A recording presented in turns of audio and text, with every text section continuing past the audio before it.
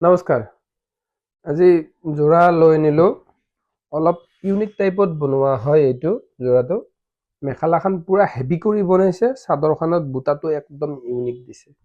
আৰু এইটো হ'ল ডাঠ কফি কালাৰ হয়, জামুন কালাৰ টাইপৰ হয়। ইয়াৰ যোনটো বুটা বনাইছে একদম নতুন, খুব ধুনীয়া কৰি বনাইছে। ইয়াৰ পটি ব্লাউজ একেলগে আছে। এইটো আছে আপোনাৰ আঁচলটো, এইটো পটি, এইটো ব্লাউজৰ বৰ্ডাৰ। ইয়াৰ মেখেলাখন খুব ধুনীয়া কৰিয়ে বনাইছে। এইখন মেখেলা।